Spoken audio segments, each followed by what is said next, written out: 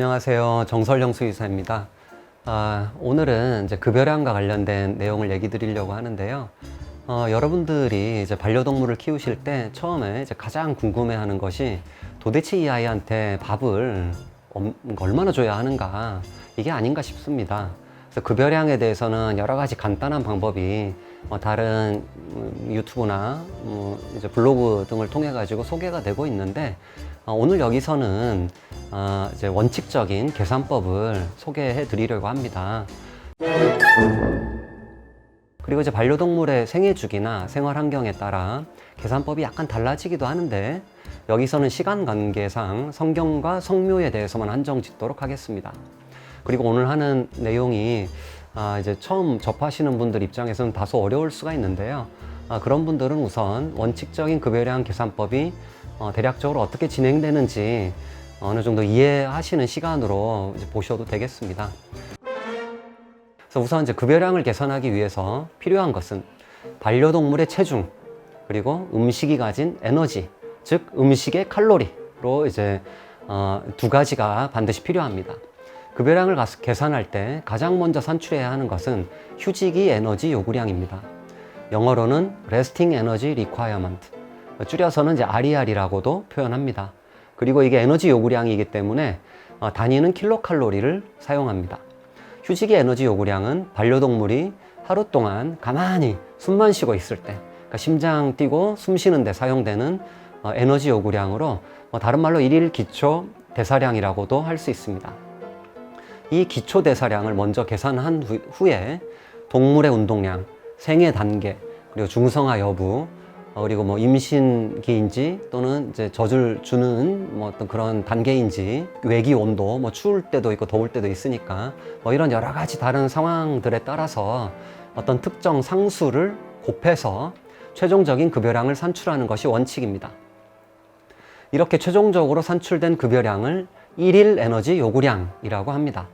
계산 방식을 보면 우선 개의 경우 70 곱하기 몸무게, 그러니까 킬로그램의 0.75승이고, 고양이의 경우는 70 곱하기 몸무게, 이제 킬로그램의 0.67승인데, 이제 개에서의 공식과 고양이에서의 공식을 구분하는 건 별 큰 차이를 이제 나타내고 있지 않기 때문에 개에서의 공식과 고양이에서의 공식을 동일하게 이제 두기도 합니다. 왜냐하면 이제 개체 차이 때문에 좀 보정해야 될 필요도 있는 거거든요.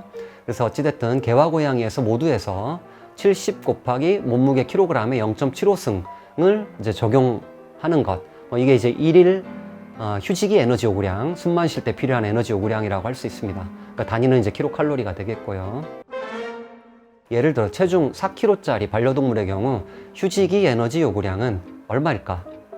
위에 얘기한 공식에 대입해보면, 그러니까 RER, 휴지기 에너지 요구량은 70 곱하기 이제 몸무게가 4니까 4의 0.75승, 단위는 킬로칼로리가 되겠죠. 그래서 4의 0.75승은 2.8284 얼마로 나오게 되겠고, 여기다가 이제 70을 곱하면 약 198이 나옵니다. 이제 에너지 요구량이니까 아까 이야기한 대로 단위는 킬로칼로리이기 때문에 198 킬로칼로리가 이 4kg짜리 강아지가 이제 숨 쉬는데 필요한 에너지 요구량이 되겠죠. 즉, 다시 또 풀어서 다시 얘기를 드리면은 RER, 휴지기 에너지 요구량은 70 곱하기 4의 0.75승인 2.8284 어느 정도 해서 198이 나오는 것이고, 즉 체중 4kg짜리 반려동물이 숨 쉬는데 필요한 휴지기 에너지 요구량은 약 200kcal가 나온다는 것이고, 다른 말로 개든 고양이든 가만히 숨만 쉬고 있으면 하루에 약 200kcal의 에너지를 소모한다는 뜻입니다. 그런데 얘들 반려동물이 숨만 쉬는 게 아니잖아요. 움직이고 있죠. 그래서 가만히 하루 종일 누워있을 때 필요한 200kcal보다 얘들이 움직이기 때문에 에너지 요구량이 좀 더 높아지겠죠. 그래서 여기에 어떤 숫자를 곱해주게 됩니다. 예를 들어 중성화된 성견의 경우에는 위에서 계산된 일일 휴지기 에너지 요구량에 1.6을 이제 곱해주게 되고, 실내 생활하는 중성화된 성묘의 경우에는 1.2를 곱해주게 됩니다. 이렇게 이제 나온 결과 값을 아까 말씀드린 대로 일일 에너지 요구량이라고 하고, 영어로는 Daily Energy Requirement라고 약자로 이제 DER이라고도 얘기를 합니다. 그러니까 단위는 마찬가지로 이제 에너지 요구량이니까 킬로칼로리를 쓰게 됩니다. 즉 반려견에서의 DER, 일일 에너지 요구량은 RER 곱하기 1.6이 되고, 반려묘에서의 DER, 일일 에너지 요구량은 RER, 그러니까 휴직의 에너지 요구량의 1.2를 곱한 값이 되는 것입니다. 체중 4kg짜리 반려견 200kcal는 숨 쉬는데 필요한 거. 근데 거기 얘가 이제 움직이니까 1.6을 곱해주면은 320kcal가 나오게 되겠죠. 그래서 체중 4kg짜리 반려견 내 하루 필요한 에너지 요구량은 320kcal가 되고요. 그리고 이제 고양이의 경우는 1.2를 곱해주니까 결과치가 240이 나오게 되죠. 그래서 4kg짜리 반려묘는 하루에 240kcal가 이제 나온다는 것입니다. 결론적으로 고양이의 에너지 요구량이 개에 비해서 좀 더 낮게 나오는데, 이는 아마도 이제 고양이가 개에 비해서 하루 종일 잠자는 시간이 많아서 그래서 이제 그런 게 아닌가 싶습니다. 다른 예를 들어보면 체중 7kg짜리 중성화된 성견을 보겠습니다. 이 경우에는 우선 이제 휴직이 에너지 요구량은 RER부터 먼저 이제 하는 거죠. 70 곱하기 7의 0.75승 해서 301이 나오는데, 그냥 300이라고 하고, 여기 이제 중성화된 성견이니까 아까처럼 1.6을 곱해주면 480이 나오겠죠. 그래서 이제 480kcal가 이 7kg짜리 성견이 하루에 필요한 일일 에너지 요구량이 되겠죠. 만약에 100g에 480kcal의 에너지를 함유한 건사료를 급여한다면 하루에 100g을 주면 되겠죠. 100g 안에 480이 이미 다 들어가 있으니까. 근데 만약에 이 100g에 100kcal 에너지를 가진 자연식 또는 습식사료를 준다면은, 그러니까 480을 주면은 480kcal가 다 이제 급여가 되는 셈이 되겠죠. 그래서 이제 건사료는 수분 함량이 낮으니까 g당 kcal가 높고, 자연식 또는 이제 습식사료 같은 경우에는 그 안에 물이 많이 들어가 있잖아요. 그렇기 때문에 g당 kcal가 건사료에 비해서 많이 낮기 때문에 이렇게 이제 습식사료와 건사료의 경우 같은 kcal를 준다고 하더라도 급여량에서는 굉장히 많은 차이가 있을 수 있습니다.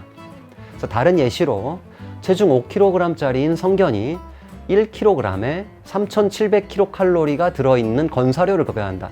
대부분의 시중에 판매되는 게 1kg에 3,700kcal 정도 들어있거든요.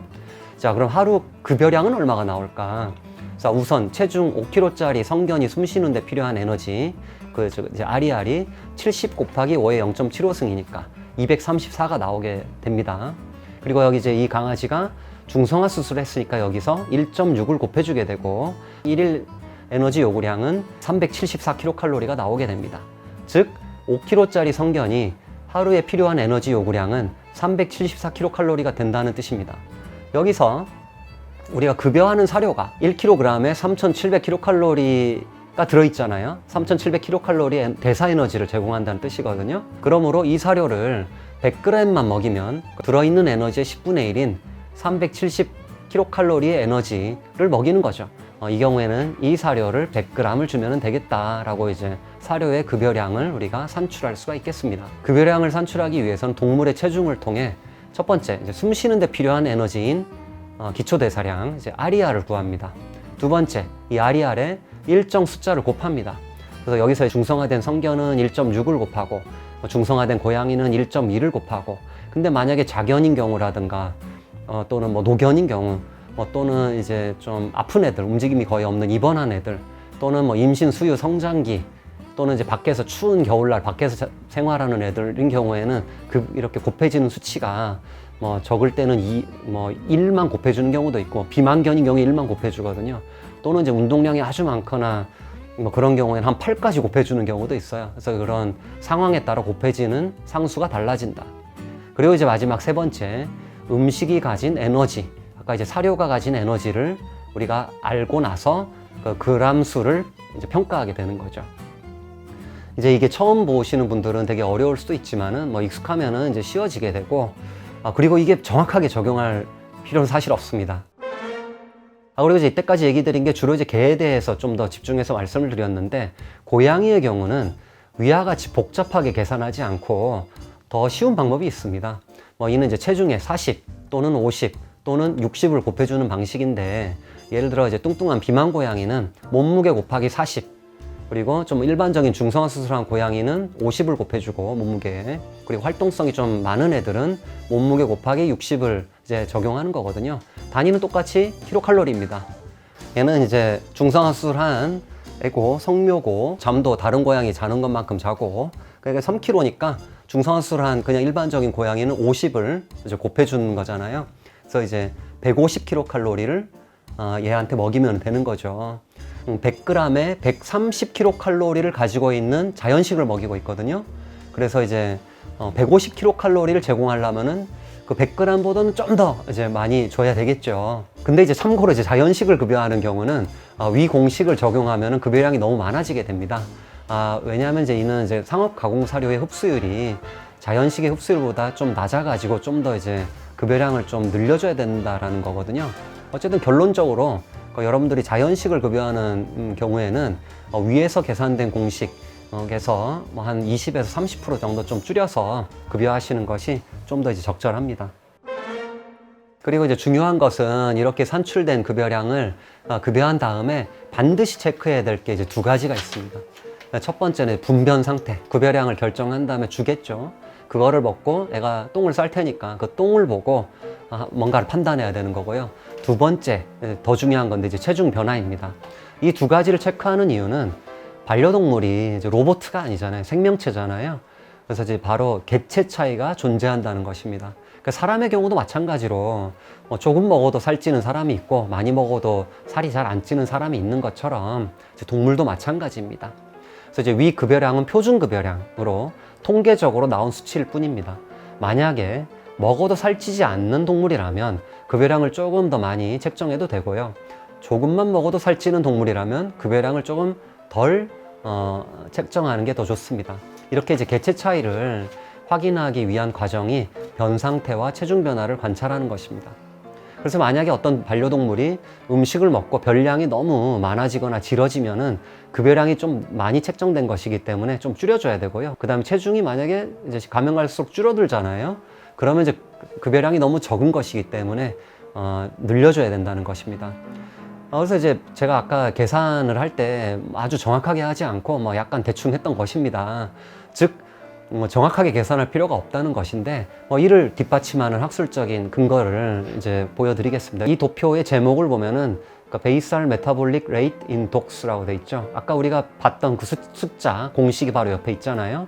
이게 휴식의 에너지 요구량을 책정하기 위해서 그 근거로서 사용되었던 여러 가지 논문들을 보여주고 있는 거거든요. 자, 이제 현재 70 곱하기 체중의 0.75승을 사용하게 한 연구가 여기 이제 파란색으로 처리된 1947년도 이제 매우 옛날에 수행된 연구입니다.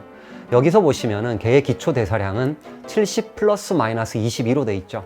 이 이야기는 그러니까 우리가 이제 평균값인 70을 사용하고 있지만은 어떤 개는 48을 곱해줘야 되고 어떤 개는 88을 사용해야 된다라는 내용인 것입니다. 개체 차이를 얘기해주고 있는 거죠.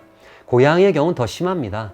여기 이제 보여지는 표를 보시면 이거는 일일 에너지 요구량입니다. 아까 제가 말씀드린 데일리 에너지 리콰이어먼트 인 캣스라고 되어 있거든요. 그래서 고양이의 일일 에너지 요구량은 여기서 보시면 55 플러스 마이너스 24 또는 56 플러스 마이너스 32로 되어 있잖아요. 그래서 그 편차가 개에서보다 훨씬 더 심하다는 것을 알 수가 있습니다. 그러므로 중요한 것은 위에서 이제 열심히 계산한 공식을 그대로 적용해서는 안 된다는 것입니다. 개체 차이가 있기 때문에. 그래서 이제 위에서 계산된 공식은 평균에 따른 표준 수치이므로 우선 이 공식대로 급여하고 그리고 이후에 변 상태와 체중 변화를 관찰하여 급여량을 여러분들께서 그 아이에 맞게 조절해 주는 것이 매우 중요합니다. 참고로 그 위에서 이제 계산하는 것은 영양균형이 맞는 주식의 급여량을 결정하기 위한 것이고요. 보통 주식 말고도 여러분들이 이제 간식도 추가적으로 제공하시잖아요. 간식의 급여량은 일일 에너지 요구량의 10% 이내로 주시면 됩니다. 예를 들어 4kg짜리 석류의 경우에는 4, 5, 20이니까 200kcal가 필요하잖아요. 그래서 이제 간식은 그 10%인 20kcal 이내로 주시면 괜찮습니다. 그래서 이제 오늘 말씀드린 내용을 요약하자면 첫 번째는 이제 반려동물의 체중과 음식의 에너지가 두 개를 알면은 급여량을 우리가 공식에 넣어 계산할 수가 있다. 두 번째, 이렇게 계산된 급여량대로 우선 급여합니다. 그리고 세 번째, 반려동물의 변 상태와 체중 변화를 관찰하여 이렇게 이제 계산된 급여량을 조금씩 조절해야 된다는 겁니다. 그리고 네 번째, 여러분들이 이제 간식을 주겠는데 간식은 일일 에너지 요구량의 10% 이내로만 급여하는 것이 좋습니다. 그리고 마지막 다섯 번째, 자연식의 경우는 표준 계산법으로 나온 그런 결과보다 좀 더 적게 급여하시는 것이 좋습니다. 네, 감사합니다.